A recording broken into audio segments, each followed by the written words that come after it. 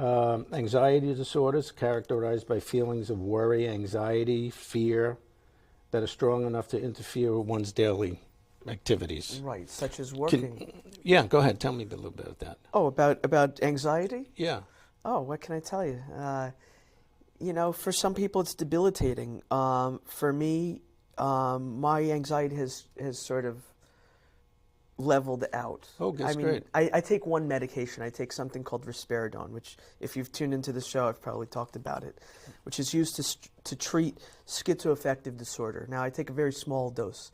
It's only 1 milligram in the morning, 1 milligram in the evening. That's great compared to what I used to be on, which was 4 different medications. One of them being Depakote, another mood stabilizer, an antipsychotic, and as we would like to call it in the profession, a cocktail. A cocktail. Let's have a cocktail. Let's have a cocktail. 4 medications, please. Now we have bipolar disorder. Yes. Associated with episodes of mood swings ranging from depressive lows to manic highs. And sometimes manic highs to depressive lows. Yes. Or the other way around. Or the other way around. Or a mixed state. I don't know if we're going to talk about a mixed state. Yeah. A mixed state is no, something we don't where really you talk about where it, but it's rapid combination. cycling. Yeah, if you look it up, it's very, very good.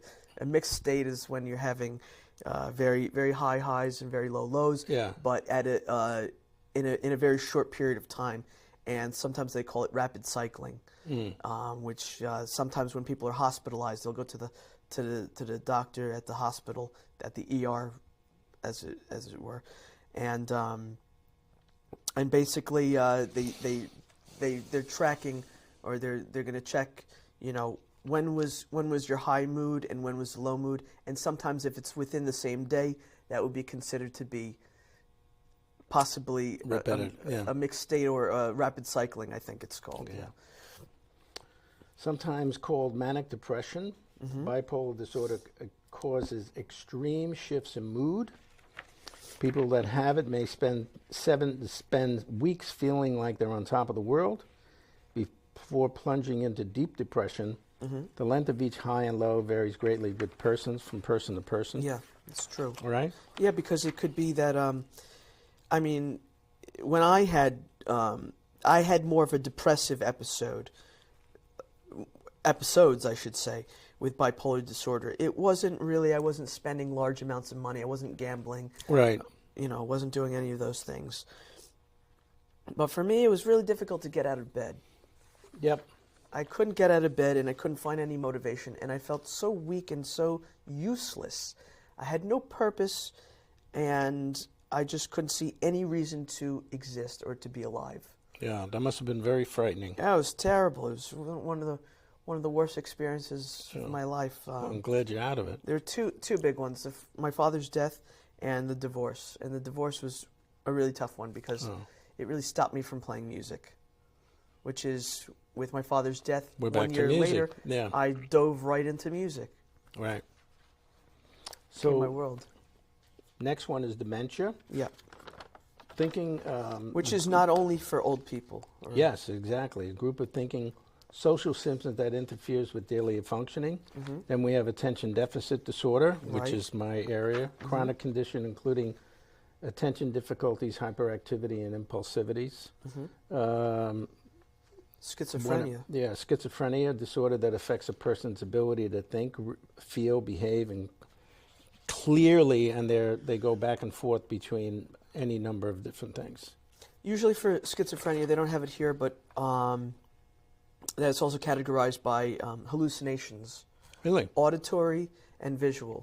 So if people are starting to see things that aren't there, or they're hearing voices telling them to do things or whatever, and basically that is schizophrenia. Right. And that can be treated with Medication. many different kinds of medication.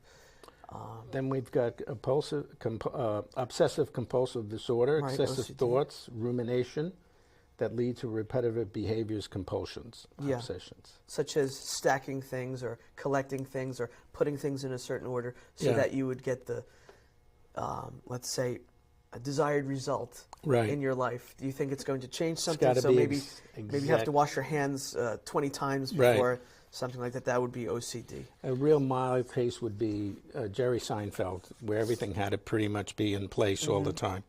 I think he did that as a joke or as something that... Was it a part of the show, or It was his personality, but it was part of the show. It had to be pretty much exacting in a particular way.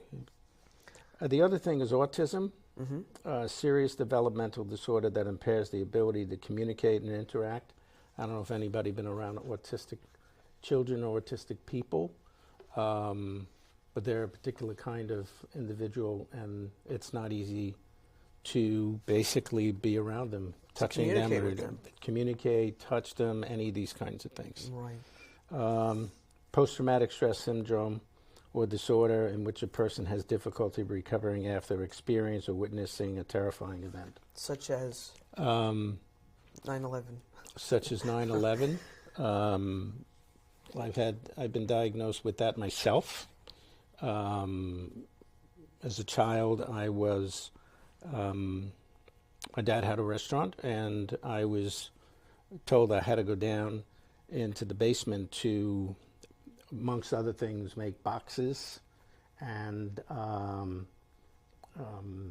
grate Italian cheese and all these kinds of things. And I was very young, maybe 4 or 5 years old, and I would go down and I would say, this is like the dungeon, because the steps have been worn down, and there was water from the dishwasher, the dishwashing man who was washing these dishes. And I would go down there, and there were basically water rats down there. And I didn't even give it too much thought. I said, oh, it's water rat. It was only after years of, I was in therapy, and the therapist said, at 5 years old, you're not supposed to be down in the basement dealing with water rats. And they classified me as post-traumatic stress syndrome. And I went to a therapist who was a behavioral therapist. And in my case, I was asked to write about it, and then we would come in and discuss it. And it's always in the background, but it's not debilitating the way it was. And post-traumatic syndrome is one of those things where you don't necessarily realize that you have it, but your behavior is one that you're doing things to basically undermine yourself. Self-sabotage. Self-sabotage. Because to avoid certain situations. Avoid certain situations. You don't think you're good enough. Self-worth. Really looking like there's something wrong with you, and you don't even know why. So even if you had some sort of ailment or something like this, or maybe it would be that you believe that something was wrong with you. So it would be some sort of dysmorphia, even. Yeah, absolutely. So that about covers it here. We've got different drugs, but I'm not a doctor, so I'll read this part. Okay. So it says there are different types of medications for mental disorders. By no means is this medical advice or anything like that, but no. Just reading this from WebMD so you can hear it. There are several different types of drugs available to treat mental illnesses. Some of the most commonly used are antidepressants, anti-anxiety, antipsychotic, which I used to take, mood stabilizing, and stimulant medications. That's what they use for attention deficit disorder, stimulants. Stimulants. Yeah.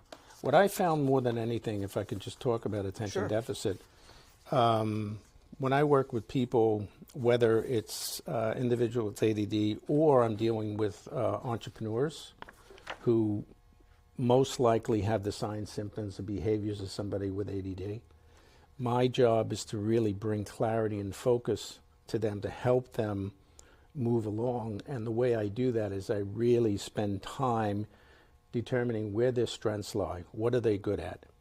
And when we can discover what they're good at, then we can apply that to their businesses. And invariably, it's not unusual that people can double their income in 6 months. Why? Because they're doing what they love to do. Yeah. It's as simple as that. Which is just about everything. So I'm a firm believer in strength-based therapies of some sort. That's great. That's great. Yes. All right, that moves us to the last part of this section, which talks about 5 ways to move out of depression, mental illness. Mm-hmm. Well, the first one is really awareness. The most important piece of this is to become aware and to accept that you're having difficulties in some way, shape, or form, whether it's depression, which usually shows up like that. The best thing that you can do when you're having any kind of situation like that is to put yourself in a therapeutic situation, possibly see a doctor, try to see if you can get some medication around this.